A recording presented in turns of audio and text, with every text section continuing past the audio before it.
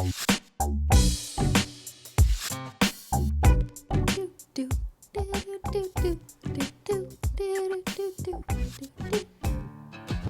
what's up? Hello, everyone, and welcome back to another episode of SimplyPodLogical, a simply nailogical podcast. Hello. Today, we're going to give you some unqualified relationship advice. Because, we are couple goals. No, That's what we've been told. just according to memes on the internet, which I don't really consider a credible source. I guess we're an internet relationship.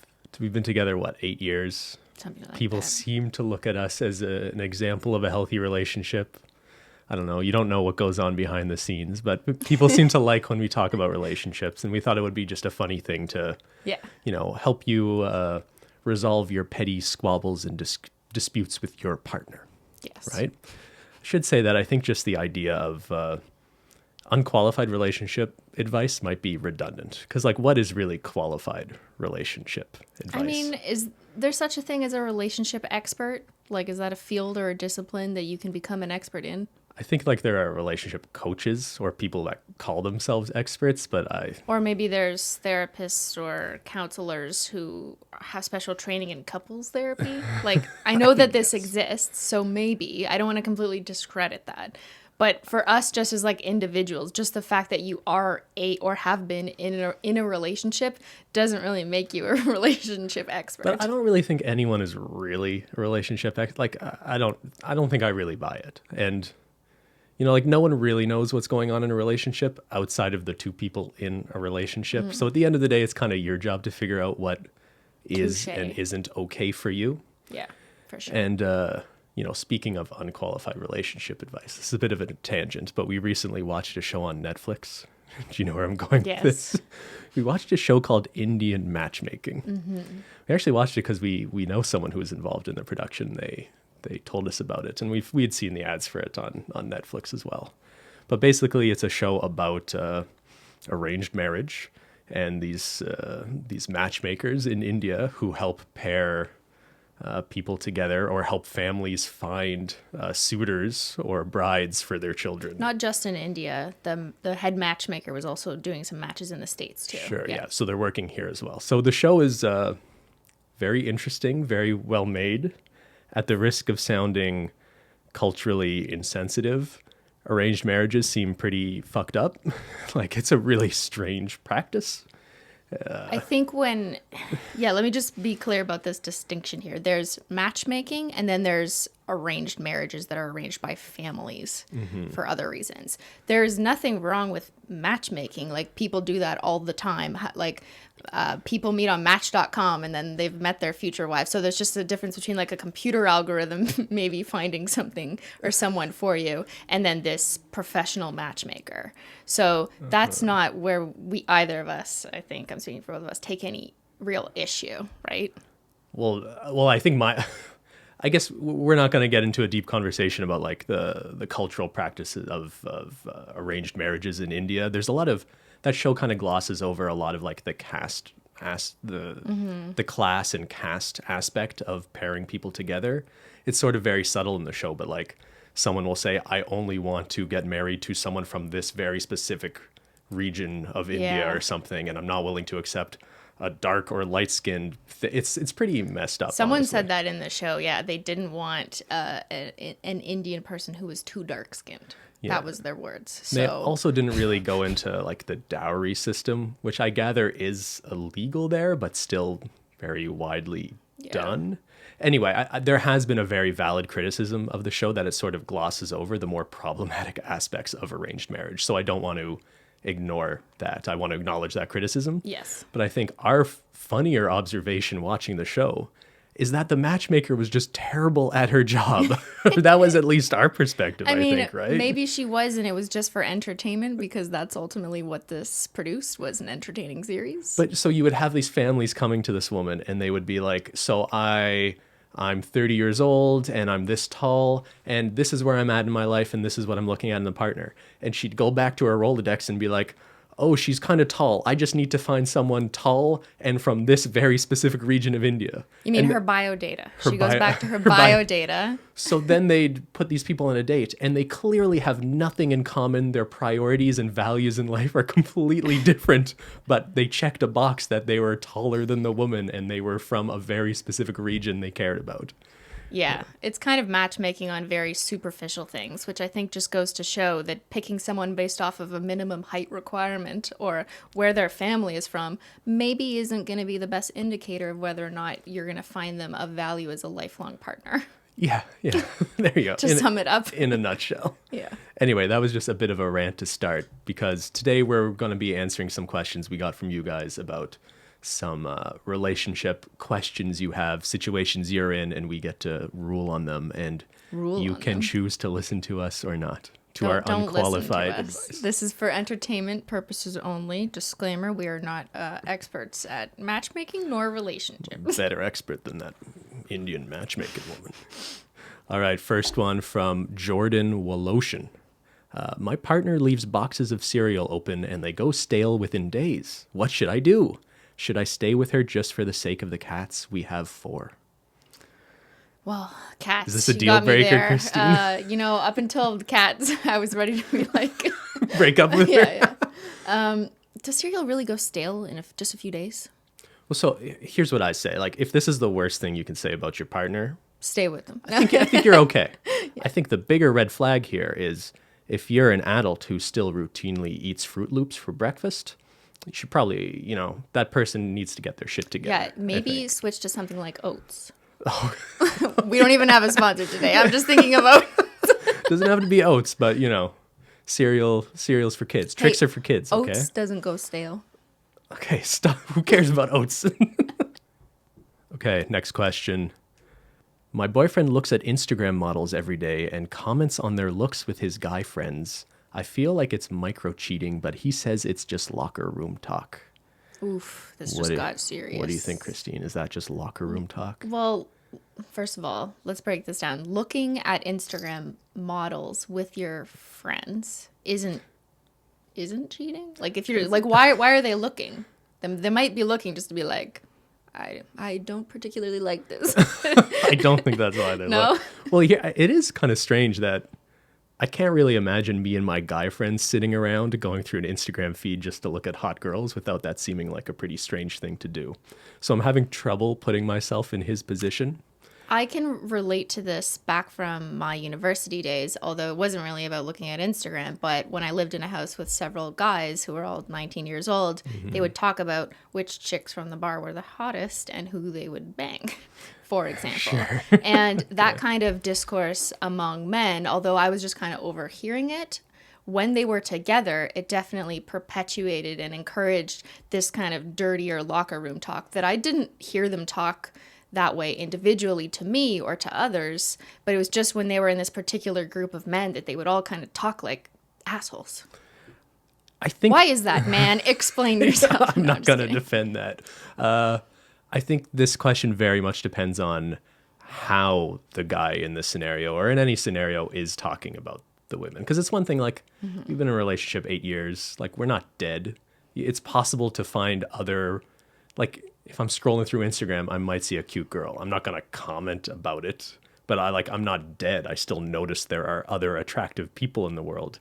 I think it's more about how you act out on that behavior. So it's more of a respect thing, maybe. Like, it would be, I think, a little disrespectful for her partner to start being like, oh yeah, this girl's so hot, and like saying that to his friends. I wouldn't kick her out of bed for eating nachos. Yeah, or like saying how you would bang her or something. Like, that would be disrespectful to your current partner.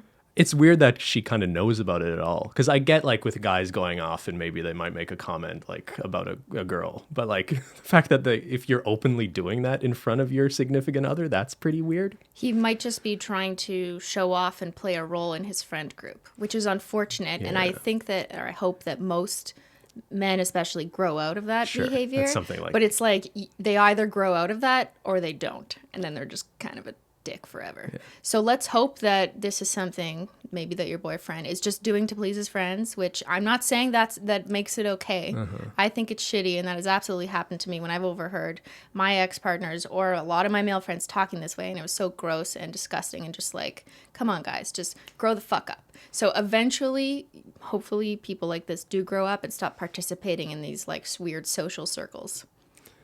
Yeah, no, that's a good answer. And I would only add, like, not to make it political, but like there was a lot of talk about, like, do you just have to accept that men talk a certain way about women when they're behind closed doors, and we shouldn't locker just room? Accept that. I don't like that. It depends what you're really saying, because I've heard it used as a justification for men and politicians saying like pretty... Trump. Exactly. Like Donald Trump gets caught saying he's a powerful guy so he can just grab women without their consent. A lot of people defended that as locker room talk. I just want to say, like, I've been in locker rooms with other guys. If another guy had just piped up all of a sudden and said, like, hey, like, I'm so hot, I can go up to a girl and just grab her and there's nothing she can do about it, we would all look at that guy like he's a piece of shit, not like, haha, that's locker room talk. But see, here's something that I appreciate that, and that makes you a good guy and a good person. However, I have met, and I'm sure you've met other guys in your experience who didn't have that reaction and who instead were happy to participate in that conversation. So we can't just deny the fact that there are so many guys who just happily participate and perpetuate this locker room normalization. I guess. I just think it's way more common that you have locker room talk that's just like, hey, did you see that girl at the bar? She was so hot. Not, I would, not more... But I don't know how much your more... experience is that at least among the men you've been friends with, like no one's been that nasty. I, on the other hand, have witnessed the nasty talk that I didn't appreciate. But it was so normalized that like I didn't say anything when I was 19 just listening to this. Yeah, I don't know. This is tough. I see a lot of levels of nuance to this question that I don't think we can just give like one ultimate ruling or not. And it's also according to how like comfortable you are. Like, do you go with your girlfriends, drink a bunch of wine and talk about how hot Ryan Gosling is? Because is that kind of just the same thing? I don't know. Yeah, it really depends. It depends on, your boyfriend best. You know him as a person. Mm-hmm. So if you feel like this is... a detriment to your relationship and it's hurting your feelings and you've expressed that to him and he's showing that he doesn't care, then I think that's definitely an item of concern. Yeah. Okay, fair point. All right, moving on. My partner isn't working due to the pandemic, but I am. This means he is home alone all day and wants to spend every moment I'm at home by my side. But I work in retail, I spend my life surrounded by people, and sometimes I just want a few hours to myself when I get home. He always gets mad at me if I take myself off for a bath or to read in a different room because he says he needs company, but I just want an hour of peace. Have you told him or explained that that's why you need, like, this seems like a very rational, well laid out example of I'm around people all day, I just need some time. I would say one of the toughest things to negotiate as a couple, though, can be if one partner has a very different expectation of what like a normal level of intimacy is. And I don't just like mean romantically, but just the idea of like needing to cuddle at night or just needing to spend more time together. Whereas some people are much more independent and don't need to be on, in the same room as their partner all the time. Or your feelings on public displays of affection. Things like that. Yeah. There's a level of like sort of negotiation where you have to sort of find a balance with a partner because you're not always going to feel the same level of I need to always be around this person or we always need to be affectionate, right? I think this is another one where communication is really the answer to it. Because if you communicate to your partner that like, hey, like I work all day, I'm around people all day, I just need some time to myself at the end of the day, they really should understand that. But at the same time, I think you need to be emotionally available to them as well. So I think you just sort of need to know where that sweet spot is. Well, it also sounds like because her partner isn't working because of the pandemic, that might also have an implication on that partner, right? And their feelings and how they're dealing with not having a job right now. So maybe that is fueling their desire to be more like close to you, So there's also, you got to look at it from the other person's perspective too. Yeah. And that's why like the imbalance in a relationship of one person working and the other not can cause issues, I guess, sometimes, right? And these are harder times, like pandemic, because you can't just go like hang out with friends maybe as a little break, or your partner maybe can't go see their friends, just to spend time with other people. So they're just waiting home for you. And that can be kind of cute for like the first 2 weeks and fun, but then you can get a little sick of it maybe. A little bit. So I get that. And I think Ben's right. The key to this one might be just talking to your partner, explaining how you feel, and then also asking them, how all these recent changes has affected them and what would help them. So trying to come to some kind of compromise. Mm-hmm. And you should take your bath. Yeah, you should absolutely have that bath in the cold. All right, next one from Jessica. If the dishwasher is full and you are too lazy to wash a dish right away, does it go in the sink or by the sink? We've been married 16 years and have not settled this. In the sink, but rinse it out. Yeah. Well, we have cats, so that kind of changes our answer, right? Because we cannot leave. Menchie's attacking me right now. She literally started biting. Are you okay? You just said we have cats. And she goes, no, you don't. Okay, where was I? Yeah. We can't leave really dirty dishes in. Or else the cats will get in the sink. Or Zyler will try to eat anything and then he'll probably throw up everywhere. So I think we're firm believers of in the sink dish people. But ultimately, clean out the dishwasher. Put the dishes away. So Cristine will get upset at me quite a bit for, even if the dishwasher is empty and I could put clothes in it.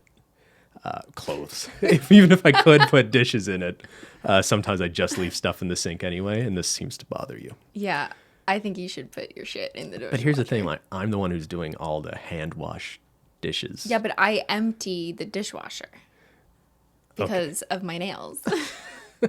Balance in all things. Compromise. All right, good luck, Jessica. Next one, my partner won't tell me if I look presentable. Every time I ask, he says, you're always beautiful. I get it. He loves me. But dude, I'm just asking if my ponytail is smooth or if my skirt's straight. Am I crazy? I totally relate to this one. Because sometimes I'm just like, Ben, how does my hair look? And he's like, you look beautiful. And I'm like, shut up. But I don't want to fall into a trap. What do you want me to say? You don't look great today. But do you think I'm trying to trick you? I'm not someone who's asking do I look fat? I'm not trying to trick you. I'm just is there a hair sticking up out of my bun? That's all I want to know. Yeah, I would say the longer you're in a relationship and the more comfortable you are, the more you and your partner can kind of be brutally honest in some ways. But I kind of get it at the same time. You don't want to be the guy making your partner less confident in themselves. Sometimes you just want to be that cheerleader and pump them up. She's not asking for make me feel better. She's asking for practical reasons. I need to know if I look like a doofus. Just tell me the truth. Yeah, but there have totally been times where you're doing your hair and we're about to film something and your hair looks kind of crazy, and maybe I'll mention that and I don't think you appreciate it. What do you mean? What do you mean? Don't mean I haven't right showered now. in 4 days? What do you mean? All right, good luck with that. From Lucy. My boyfriend moans when I put too much in the washing machine and it doesn't dry quick enough for his liking. But when I do smaller washes, he moans he doesn't have enough clean clothes. What do I do? Stop washing his clothes. Yeah. You can tell him to wash his own clothes. Good that's answer. it. Okay, next one. From Janelle, my boyfriend and I have been together for almost 2 years now, and we are both still very young, but we have opposing views when it comes to the LGBTQ community. His religion, as he says, doesn't allow it, but I fully support it. He doesn't know how to react if we had a child that was part of the LGBTQ plus community. If you see this, I would want to know if this would be a deal breaker or not from your point of view. Love you both. This is a heavier one, for sure. I think it probably would be a deal breaker for us, but not just for the one specific reason, as much as I would think someone who thinks that would have a lot of other things that I personally wouldn't be compatible or comfortable with. I think there's definitely a lot of superficial things that people can happily disagree on and still be in a relationship. If you like modern versus traditional decor, you could still make it work, but still be able to live together. But there's some larger scale, far-reaching value systems that I think it would be really challenging to maintain a long-lasting relationship if you don't agree on those. So things like, do you want children? If you aren't aligned on that, religion, I think it really depends on your ability or willingness to open up to having someone else practice something different than you might. So that kind of depends on someone's personal abilities or desire to accept other practices while still maintaining their own, right? So everyone's different there. But human rights issues and essentially how you feel about them might be one of those value systems that I wonder if it's just too hard to overcome if you ultimately just don't agree with someone on something like human rights. Yeah, and I guess what I was getting at with from like my personal perspective, why it would be a deal breaker is also just because it's just one manifestation of I just don't think I could be in a relationship with a very religious person in general. But maybe Janelle is also religious, but they just have different interpretations of a similar religion. Point. So really good point. So it's not just about religion. Exactly. So when they say religion doesn't allow it, I think you just need to sort of unpack what that means to someone. And just know that the way someone feels right now, like maybe you're young, maybe you're 20, you were raised in a religious household, your views and values can evolve over time too, right? And that's kind of one of the hardest things about being in a relationship is just not knowing if you're going to grow together in the same direction or grow in different directions. That's deep. It's tough to know. And that's sort of the hardest thing about, living a life with someone. But yeah, I think you'd really want to unpack that. And if this is something that really matters to you, and it sounds like it does, I think you really, if you value the relationship, you owe a lot to really trying to work on this specific issue or any issue you have where you have a big disagreement on values or politics or things like that. And like Cristine says, you don't have to agree on everything, but if it's something fundamentally unconscionable to you, then that could be a big issue in a relationship, especially if you want to have kids and you think that could be a major issue if you do have a child who is not straight, right? Yeah. Yeah. It's still valuable to learn from a relationship. Like I've definitely had relationships in my past where someone had a totally different value belief system than I did. And I learned from that experience that kind of relationship just wasn't going to work for me because I wasn't willing to compromise on what I thought was right in my beliefs just because someone else thought something different. I wasn't going to be like, okay, I'm just going to go along with whatever you believe because I want to be with you. I, in the end, decided that I wasn't willing to do that. But sometimes it just takes being in these relationships to see that and to understand what you want out of your life. Mm-hmm. And when they say doesn't allow it, is it like, I don't recognize marriage between same-sex partners as legitimate, or you just don't respect the humanity of people who are LGBTQ? Well, it sounds like the latter because I'm not sure about that. That's where I want to be careful. Suggesting that if they had a child, they wouldn't know how to react. Yeah, but that's like saying you never know how you're going to react until you have a kid, right? And True. I don't think you ever really know what it would feel like to have a kid come out to you until that actually happens at the same time. But if you already have these feelings of like, oh, I don't want an LGBTQ plus kid, then like that's a big red flag. That's a big right? red flag. Yeah. I think it's something you'd really need to work on and decide for yourself if that is a deal breaker. All right, from Becca, my boyfriend doesn't like me to paint my nails in the house because he hates the smell. Please tell him he's wrong, lol. Get rid of the boyfriend. Get a more lighthearted one. On a serious note, nail polish does smell. Yes. I understand that. And Ben always knows when I'm painting my nails. So I've tried we used to live in a smaller place where it was impossible to be pretty much in a different room. But now I paint my nails in like a different room than where you are to be a bit respectful. So if you can do that, or if you can open a window while you're painting your nails, just to be respectful for those living around you, not just a boyfriend, but maybe you have family or friends you live with. I think that's the right thing to do. Yeah, relationships are kind of about compromise, right? Yeah. If you can make some reasonable accommodations for your partner's dislike of the smell of nail polish, that's probably good enough. Yeah, please don't stop painting your nails at all just because your boyfriend said he doesn't like the smell. Like, maybe give him a heads up, open the window, something. Try and make it a little better, but air don't purifiers aren't cheap, but they're a beautiful thing. Or just open the window. Or send your boyfriend out for groceries. Go pick up us food, honey. Yeah, wait for him to leave. Next one from Claire. I love to declutter, and my husband likes to hold on to things just in case. I'm clearly right? I'm the husband in this situation. What, do you like to hold on to things? Yeah. I feel like we're pretty similar in that we're not hoarders. I mean, Okay, you like collecting things. Yes. But you don't have problem holding on to things that have no value anymore, I don't think. You're right, because everything I hold on to has so much value, like my 2,000 bottles of nail polish. Actually, yeah, that's a kind of a dangerous mentality. Hey, maybe, Claire, you and your husband balance each other out. But I think I know some people in my life who have problems hanging on to things way too much.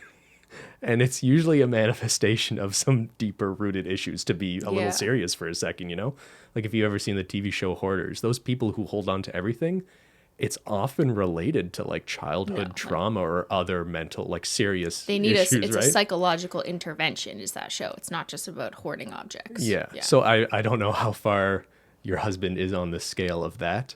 If it's just like he holds on to some knickknacks, or when he buys new technology, he hangs on to the box just in case he needs to return it or move it or something. There's some pretty reasonable levels. Mm-hmm. But if your house starts turning into a warehouse and there are rooms that you can't walk through, then that's definitely a problem. Yeah. All right, from Kelly. My boyfriend doesn't want to do a Chloe Ting workout with me because they are girl workouts. So wait, let me break this down. Is it a girl workout because it's a girl teaching the workout? Or is it a girl workout because it's tailored to the muscle groups and sort of toning chick exercise, stereotypical female workouts, I guess? Maybe, but if you saw the same workout delivered by a man, would he be more willing to do it? You could do like a social experiment. I have a good idea. Go to the workout you want to do by Chloe Ting, write it all down, and see if you can find an example of a male YouTuber doing pretty much the same thing. And then ask him if he would do that workout with you. Wait, so Chloe Ting, is she the one who does like how to get abs in like 4 weeks and it's completely unrealistic though? Yes. So let me just say, I'm not a fan in general of fitness YouTubers who do like abs in 2 weeks or lose weight in 30 days. Just do this one thing. And it's so clickbaity.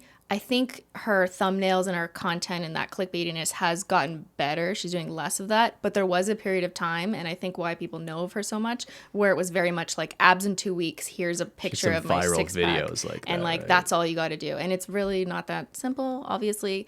And she may defend her titles because she says, well, it gets people to click and then I give them better advice in the video or whatever. But to me, it doesn't really matter. You're still adding to this whole culture of like quick fixes in the diet industry. And like women, all you need to do is this 2 weeks, come watch my shit and you'll be skinny like me. And like, that's not realistic. Okay. But her workouts may be legitimate. She's just overselling them and using some kind of shitty marketing tactics. I mean, hey, I'm not a fitness or health expert, so I'm not going to say her workouts are legitimate. I don't know. I think they're just like, it's a lot of core. It's a lot of core and body weight workouts. I mean, it's probably fine. She looks healthy, whatever.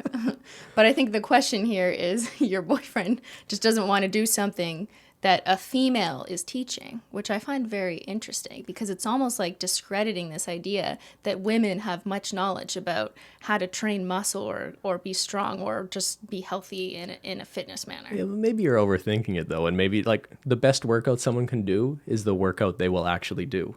Maybe he just doesn't want to do a bunch of core work on the floor and he'd rather lift weights. And it doesn't really matter whether it's like a manly exercise or not. It's more just about, you know, do the exercise you enjoy that helps you meet your goals. And who cares whether it is floor work, body weight exercises, or whether it's Olympic lifting, you know? Yeah, so maybe your boyfriend just doesn't think it's the most effective use of his time for fitness, and he has a different preference for how he wants to exercise. But maybe Kelly is asking because she just wants her partner just to do something fun with her for a change. Like sometimes I say to you, Ben, hey, you want to work out with me? Yeah. And I want him to do what I'm doing because then we do it together. Yeah. And sometimes you're like, I don't want to do that. So it's true. So I can kind of see myself in this position a bit. But it is fun, I think, when you figure out how to do a partner workout. You don't have to do everything with your partner. No, and I don't think maybe he just doesn't want to work out in front of his partner because he doesn't feel like he's in good enough shape. You know, there could be a lot of reasons why you don't want to work out with your partner. Why don't you want to work out with me all the time? I think you're an annoying coach. That's why Cristine gets really into it and she starts getting like loud and aggressive and like really excited. Encouraging. What do you mean aggressive?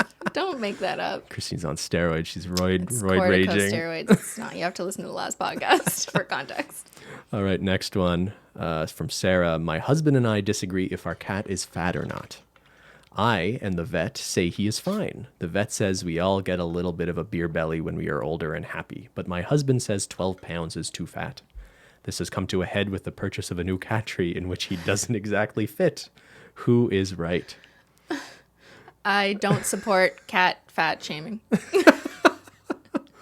At the same time, I totally respect cat owners caring about the health of their pets. I'm not sure this is a good example of that, but the opposite really bothers me. When you see pet owners who let their animals get obese or like way overweight, that is like one of the most infuriating things you can see on the internet, right? But yeah, it sounds like your husband's maybe a little, like if the vet is telling you it's a healthy weight. I would listen to the vet. I think I'd listen to the vet over your husband. And just buying things, it's kind of like someone who's like, I want to lose weight, so I'm going to buy a bunch of clothes I will fit into if I lose weight. Yeah. Like, that's not going to work with your cat. You're not going to buy your cat a smaller bed, and the cat will be like, oh, I should eat less so I could fit in this cat bed. Yeah, I don't think that's going to work. Maybe it's just a small cat tree because Amazon was skimping on, materials. Who knows? I mean, the cat looks pretty happy on that bed. She attached a picture I think for she our audio looks listeners. good. She's got confidence. Look at her. She's looking over her butt. She's like, hey, she girl. Look back at it. Yeah. All right, next one. My partner eats a tub of hummus a day, and I think it's weird. Should he eat that much hummus? So I think this question's a good example of sometimes you just need to accept someone for who they are and love them for who they are. And this sounds like completely normal and healthy behavior, and I think you should be supportive of it. I tend to disagree. We don't have any more time for that Ben! question. Okay, so next question from Vilma Paints. God. We're remodeling our house, and he wants a bathtub in the master, and I don't. I think it's a waste of money and space. He wants it for resale value. We have never used a bathtub. What do you think? What do you think, Cristine? This sounds like something you asked like a real estate agent or a contractor, right? I mean, I've heard that having a bathtub is good for real estate value because if you have a child, you can't bathe them in a shower. It's not safe. I've heard this. I just heard this. Can't you just bathe a baby in a big sink or something, though? Not after. Ew, I don't think so. Just wash it with the vegetables at the same time, No, you get Ben. the colander out and just spray down the bed. No, here, what I'll say is, I've heard the same thing, that you want a bathroom in the house that is accessible to have a tub. Does it need to be your master? Probably not. No, it can be a second bathroom. So if you have a second bathroom, maybe the bathtub goes there and just no one ever uses it. And here's a secret to a happy relationship. More than one bathroom, right? Yeah. You have your bathroom you go to. If I got to go take a big poop, I'm going far away to another bathroom yes, to do you that. are. Disgusting. Keep that shit down the hall, sir. All right, from Jill. My partner doesn't feel comfortable calling our relationship a relationship. He feels restricted by the conventional expectations of what a relationship should entail and is generally a little anxious about committing to anything long-term. Although I do not share those worries, I understand his struggle. I wonder if more people have the same anxieties, especially since the way we shape relationships nowadays are so different from the traditional norms a lot of us grew up with. Interesting. I think, I guess my first question is this your partner's first non-relationship, since they don't want to call it a relationship? Because it sounds like maybe there's something in your partner's past that might explain their unwillingness to commit. Right? Is there a reason behind all this? That's kind of where my mind goes first. Not that I'm trying to be your or your partner's therapist, but it sounds like there is something else going on than just what's going on between the two of you. I mean, like, we don't know the situation, but it is kind of setting off some potential red flag. It really depends. I guess at the end of the day, labels don't really matter. Yeah. As long as you have a mutual understanding. An understanding with your partner about what your expectations are or aren't about, exclusivity. So who cares whether or not you're calling your relationship X, Y, or Z, But as long as you share the same values and expectations of like, we are in a committed relationship and not seeing other people, if that's what you've agreed to, then that matters more about whether you're being called something or not. It sounds like their partner is unsure about committing to anything long term. Yeah, and that's maybe a sign of some other probably. And maybe it's not just related to relationships. It might be also insecurities about other things that have happened in their life, maybe loss or other people leaving them in some other forms. I don't know, right? Like, I think we're a pretty modern couple. I'll refer to you as like my partner instead of girlfriend. I literally call you my common law partner. Sometimes I'm on the phone with like a bank person. That's not like, very my romantic. My common law partner and I. But like, I think we have to just acknowledge we're sort of ignorant of, there are plenty of people, I think, in healthy relationships that are not traditional at all. And I don't want to discount that. So I don't know if I would be comfortable with a partner who wasn't willing to put a more traditional kind of label of commitment on it. But, there are totally, it's 2020, baby. There are people in polyamorous relationships, Yeah. I think a lot of stuff like that is getting more and more normalized. So I don't want to, just outright sort of dismiss that.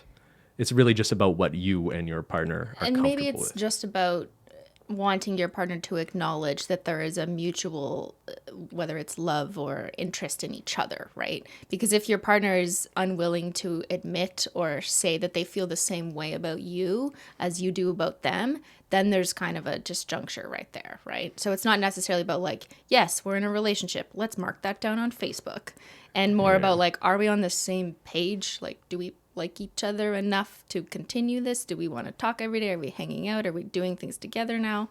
So maybe it's more of like a what is this rather than what are we calling this on I Facebook? should say like it's a pretty low bar that he doesn't even want to call you having some sort of relationship a relationship. You know what I mean? Like I understand not wanting to put certain labels on it like girlfriend or partner, or there's bigger questions about, whether you're exclusive or not, or like, but just even the willingness to call it a relationship to me seems like a pretty low expectation. Well, everyone has a relationship with someone. Like you can, it doesn't mean you're intimate, like you have a relationship with your neighbor. But I guess that's kind of my point, right? The fact that you don't even want to use the word relationship. Like if you don't want to use the word relationship, like what sort of word are you comfortable using at all? What sort of trauma has happened to you in the past that involved that word? Oh, is what I would think. Some armchair psychology there. I don't know. This is tough. I feel like there's a lot more we would need to know. I think more, communication is key. That's going to be our answer to everything. Communication is key.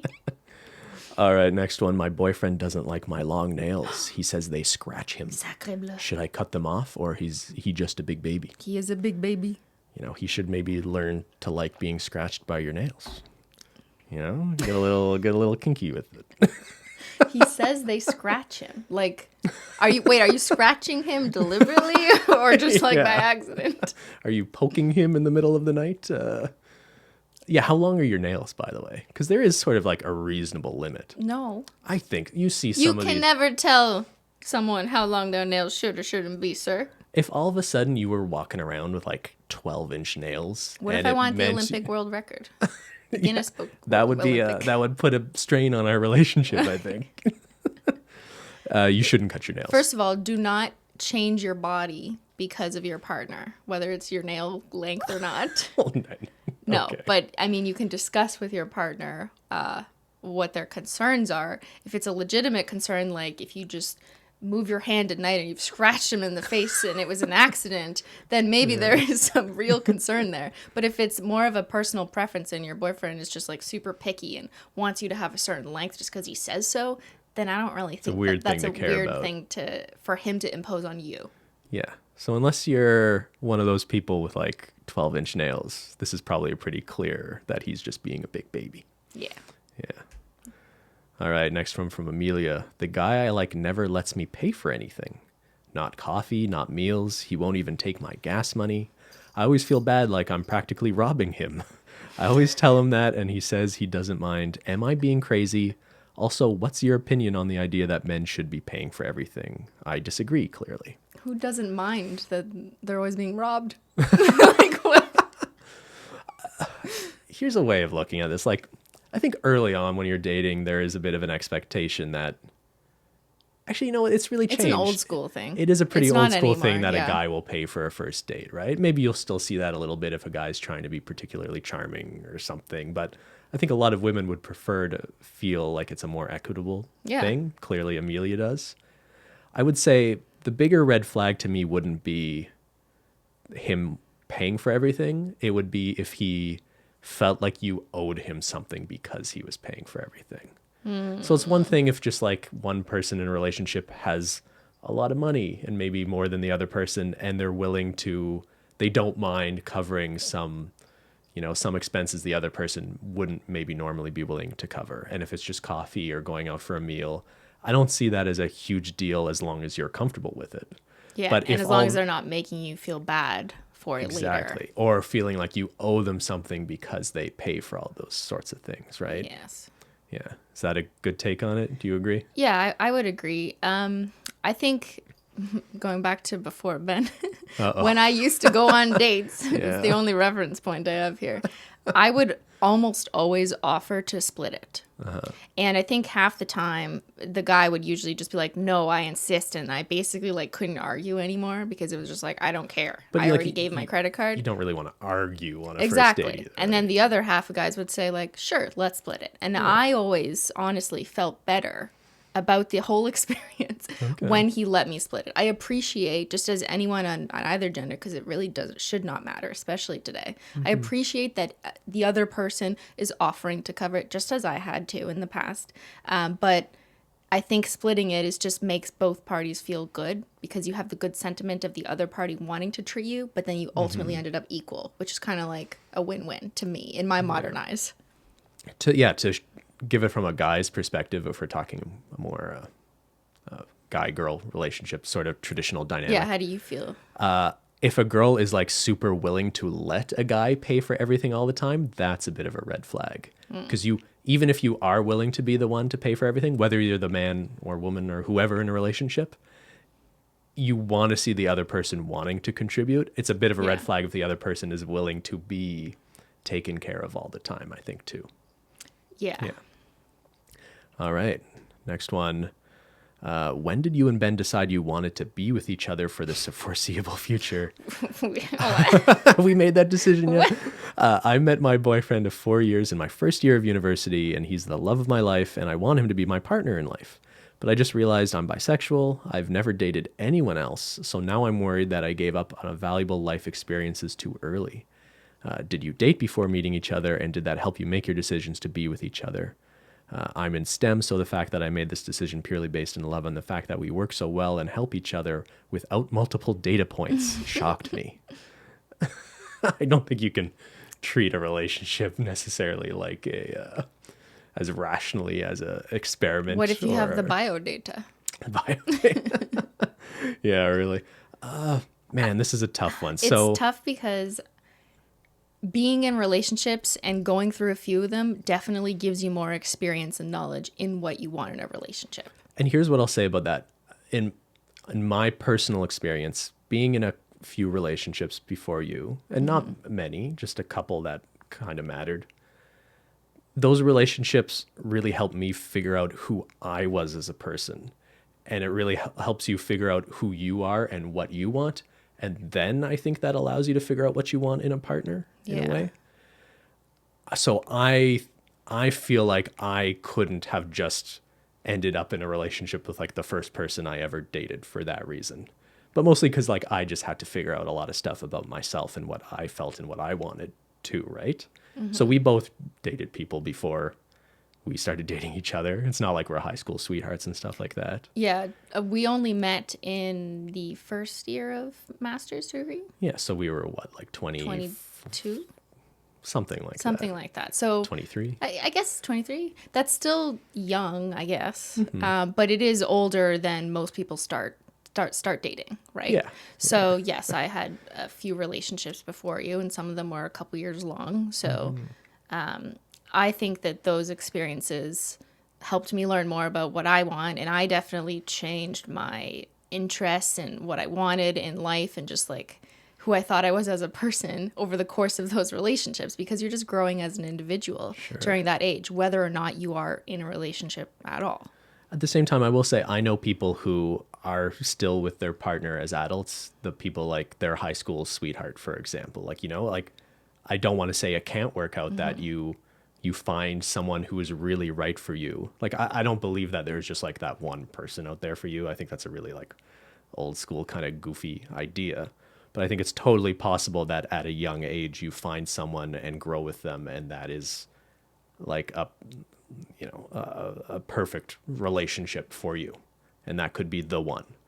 Yeah, I don't think there's a right or a wrong answer here. It's not wrong to, start dating someone at 16 and stay with them for the rest of your lives. Yeah. If you're happy with them and you're happy with the trajectory of the two of you growing together and you're growing in the same direction and improving each other, then, it is what it is. Maybe that's considered lucky to meet someone at 16 and never have to date someone else again. If the only thing giving you hesitation is wondering what else is out there, but you are otherwise totally happy in your relationship, that is not a good reason, I think, to end a relationship.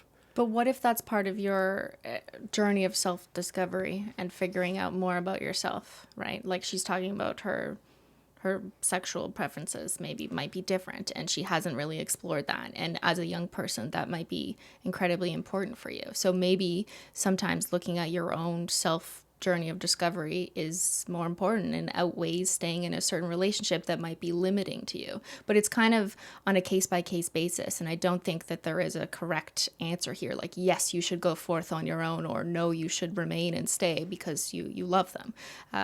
It really depends, and you have to ask yourselves these questions and think about where are you going to be in a couple years if you choose to stay in this path, or what might you be missing that could be of value to you. And unfortunately, we can't tell you what to do. We can't answer that for you. It's just how you feel and what you feel is right for you. But like, we're literally reading a question from someone saying like they think they found the love of their life, but they don't know what they haven't experienced. Yeah. And we can't answer that for you. I wonder how open you are about having this conversation with your partner, because maybe in a very progressive way it's something you two could discuss and work out. I don't know if there is a solution there, but I can't help but think you don't want to throw away. But to be fair, if people mutually decide they just want to go on their own paths for now, that doesn't mean that they won't find each other again if their lives lead back together. But it's also not a guarantee that you can for sure get back together. Yeah, you can't just pick up where you left off when one of you says, "Okay, I'm ready to come back." So it's a risk that you have to be willing to take. And I just have to tell you that, like, no matter how many data points you get, that's not going to give you an answer. There is no equation here for you. You know what I mean? Like, you can't look at it the same way as an experiment, I don't think. I think they know that. I think they are just being silly. They're in STEM. All right, next one. My boyfriend thinks being a dog wedding photographer is a genius idea. I think it's crazy. We've been discussing this for 2 weeks now. What does that mean? Taking pictures of dogs who are getting married, or taking pictures of dogs at weddings? Either way, I think it's a genius idea, and you should be fully supportive of his dreams. No, seriously though, like people treat their pets like children now. There's probably totally a niche market for taking there's goofy pet photo things. Yeah. I mean, maybe you don't want to put all your eggs in that basket, but you probably should have included your boyfriend's business name in this question, so he would have gotten a little bit of free promo here. Any ideas, Cristine? I mean, you could be a photographer, and this could just be one aspect of your business, I guess.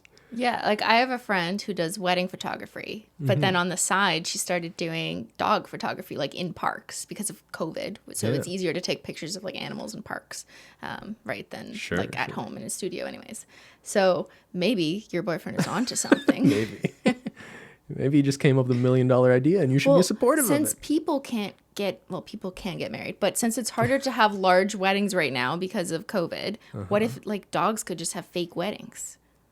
How does that fix the problem? What? I mean, it's just fun. It's just in lieu of people weddings, we could have dog weddings, and everyone, the internet could just be a happier place, Sure. Okay. Or cat weddings. Good luck to you and your boyfriend. Here's another one. My BF is telling me I hang the toilet paper wrong. I keep telling him there is no right or wrong way to hang the toilet paper. What are your opinions? All right, Ben, is it over or under? There is no right. Like, I can't believe how many people ask this question. First of all, like, I think you need to, examine your lives if this is the kind of thing you're having conversations about. You know what I mean? Like, this isn't such a... I hang it over. That is my preference. Correct. It also means the cats could, bat at it and knock it off the roll, I guess. But they could do that either way. Like, who really cares, right? I mean, I always hang it because I end up using more toilet paper, so I'm the one replacing it. Okay. Have you ever hung a toilet paper thing? Is that a legitimate question? Have I ever I feel like it's always me paper? Putting the toilet paper rolls, refilling them. You're always finishing it? Yeah. I've gotten new toilet paper before, yes. But have you hung it?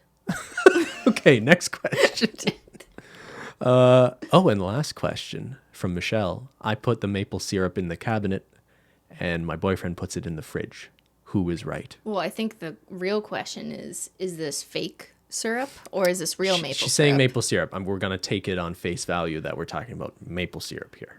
Real maple syrup. So if it's real maple syrup, it goes in the fridge. If it's fake corn syrup, it doesn't matter. Doesn't matter where you put it in the trash for all I care. Here's what I'll say about this one, just so there's a bit of a compromise. Don't want to cause any fights here.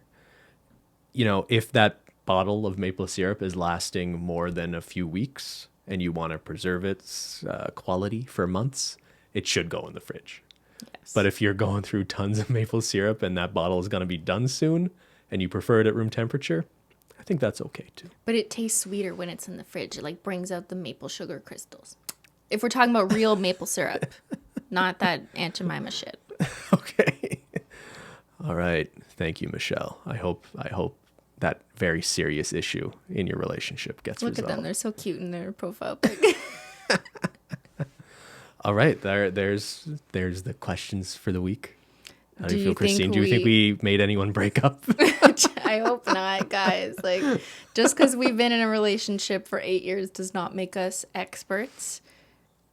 Yeah, right, Ben? I mean, no, it absolutely doesn't. We're still figuring it out as we go, right? Every day. And that's the fun of having a partner. Trying to live together. In crime. Yeah. There is a good mix of like silly and serious ones. I think I just want to be a little careful that like some of them really just depend on your values and your sort of comfort and who you are and who you want to be. And no one can really answer that for you, right? Yeah. Don't look to an influencer in their like 2-minute response to answer a really important question in your life. Like if you're talking about a relationship in your life, that's incredibly important, I'm assuming, unless it's not important to you, then that's another discussion. Sure. But these things shouldn't be handled lightly, and you shouldn't just take advice from strangers or from Reddit, right? Like reading a forum. Sure. I wouldn't do that. Like maybe talk to others in your personal life who know the person that you're in a relationship with, if you're just looking for someone to talk to about it. Yeah, that's totally fair. And apologies to Laura DIY. We were going to have her on today to talk about like her perspective on the new Megan Thee Stallion and Cardi B song WAP. Oh, I think that stands for waffle and pancakes. So I wonder if you could Joanna put maple said syrup. that. Oh yeah, Joanna Cedilla. Yeah, that's she right. has a really good perspective on the waffles and pancakes. Anyway, Laura Delicious. DIY couldn't make it because she got a little wild till 9 last night. She partied a little too hard. She slept in and missed the call. But hopefully we can get her on another day. Yes. What do you think of that WAP, waffles and pancakes? For anyone who doesn't know, there's a new song by Cardi B that's very sexually explicit about. That's kind of like her thing in general, right? A lot of her songs are about like I'm a woman who enjoys sex, I guess. And then there's a lot of conversation about if that's empowering or not. And it seems like it really triggers a lot of like conservative people. People with platforms who are conservative seem to get really upset at the idea of these women singing songs. I think that's the point of the music and all of it is to trigger those particular people. They want to kind of upset them and make them uncomfortable because for decades it's always been quite the opposite, where men could brag about like their sexual prowess and whatever they do and it be looked up to. So now all of a sudden the women are doing it. these conservative men are being like, that's immoral. So I think that's kind of the point of all of this. It's like as for my own personal feelings, I don't really care. Because, I mean, like, personally, it wouldn't empower me as my little sock self to be like Cardi B. I would feel very silly doing those dances. I don't think I could pull it off. But if that makes you feel good as a woman and empowering, then that's totally cool good too. For you. Yeah. Yeah, I think we're totally on the same page that it's really absurd and kind of hilarious, but also sad to see people reacting to this as if it's like some morally abhorrent, terrible thing for our culture. How dare these women talk about enjoying sex, right? At the same time, I've noticed that anyone who sort of questions whether or not these songs are empowering to women kind of immediately get labeled as misogynists. Mm-hmm. And, like I was reading I listened to the song, and in one of the verses, it's talking about, I'm so good at sex, I get a man to pay for things for me. I don't really, I'm just some guy. I don't really know why a woman would find that empowering. Good point. I haven't closely analyzed the lyrics. I did watch the music video finally. But if that is a lyric, that is kind of taking away from what I thought that their major message was, which was like, we as women are powerful and we can do what we want with our own means. We don't need your money or your help, which I think is a generally fine overall message. I think it's more about like, message. I'm a woman and I can talk about enjoying sex graphically. And I think you kind of touched on something before, like for years we've had like hip hop music from men that is very brags about their sexual conquests. Like, I fucked her in the back or whatever. Something like that. Something like that. So this is sort of a response to that. But I also do wonder, like, when we hear male rappers, bragging about having sex with a lot of women, I know some people think that's cool, and I guess a lot of kids like that, but I hear that and I think it's just lame, right? Like the Shaggy song, it wasn't me.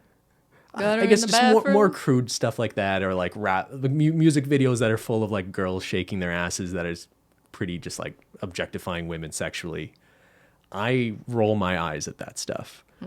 And I kind of similarly wonder, like, a female answer to that, is that empowering, or is it just similarly like, who are these people sort of they're kind of taking the culture and turning it on its head. Maybe that's just part of like statement making.